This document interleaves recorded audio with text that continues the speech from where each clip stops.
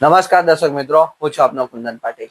આજે આપણે વાત કરીએ બારડોલી તાલુકાના બાલદા ગામની।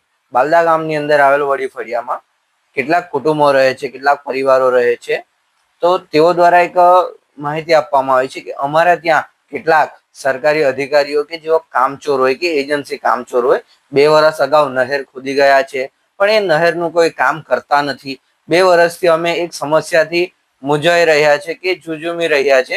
આ સમસ્યા એવી છે કે જ્યારે જ્યારે નહેરની અંદર સિંચાઈનું પાણી છોડવામાં આવે છે ત્યારે કોઈ કુદરતી આપત્તિની જેમ તેઓના ઘરની આજુબાજુ પાણીનો ભરાવો થઈ જાય છે, તેઓના ખેતરની અંદર રહેલા પાકને નુકસાન પહોંચે છે।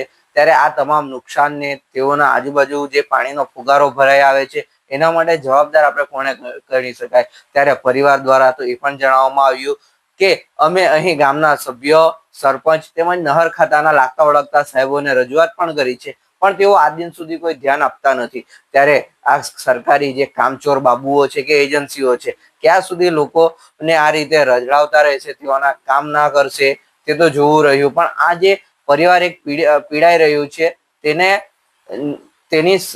તેમને બચાવવા માટેની કામગીરી તંત્ર દ્વારા કરવામાં આવશે કે પછી આ જે સિલસિલો ચાલુ છે કે અમે આ પડતું કામ મૂકીને ગયા છે, ફરી ક્યારે આવીશું તે નક્કી નથી। એ સિલસિલો તેઓ યથાવત રાખશે કે અહીં આવીને આ લોકોને આ કામ કરીને તેઓને શાંતિ પ્રદાન કરશે તે તો જોવું રહ્યું। પરિવારના એક સભ્ય દ્વારા પોતાની વેદના અને પોતાની રજૂઆત શું રજૂ કરે છે તે જુઓ, પણ પ્રશ્ન અહીં એ પણ થાય છે કે 2 વર્ષ વીતી ગયા છતાં નહર ખાતાના અધિકારીઓ કે સ્થાનિક તંત્રના અધિકારીઓ આવીને આ પરિવારની મુલાકાત નથી લીધી, રજૂઆત સાંભળ્યા છતાં। તો આપ એક અંદાજો લગાવી શકો છો કે આ તંત્રના અધિકારીઓ, નહેર ખાતાના અધિકારીઓ કેટલા કામચોર અને એજન્સી તો મહાકામચોર હોઈ શકે છે, તેનો એક અંદાજો આપણે લગાવી શકીએ અને ઉત્તમ નમૂનો જોઈ શકીએ। કુદરતની આફત કરતા પણ વધુ કહેર વર્ષાવથી આફત જો હોય તો એ માનવ સર્જિત અને કામચોર લોકો થકી સામાન્ય પ્રજાને મળતી હોય તે જ આફત નિહાળો તમે સૌ તમારા નજરોથી અને અધિકારીઓના પાપે જે પરિવાર ભોગ બની રહ્યું છે તેની વેદના જુઓ। મારું નામ છે નિર્મલ કુમાર પરેશભાઈ ચૌધરી, ગામ બાલદા, તાલુકા બારડોલીમાં ગામ બાલદા આવ્યું છે વડી ફળિયામાં।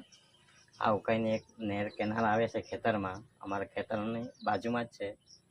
તો એમાં 2 વર્ષથી નહેરમાં ખોદકામ કર્યું છે, તો નહેર હજુ સુધી નહેરનું કામ પૂરું કરવામાં આવ્યું નથી। દર મહિને પાણી આવે છે અને ઘર તરફ પાણી ફરી વળે છે। સભ્યશ્રી, સરપંચ અને નહેર વિભાગને પણ જાણ કરવામાં આવ્યું છે, તો પણ હજુ આનો કોઈ ઉકેલ આવ્યો નથી।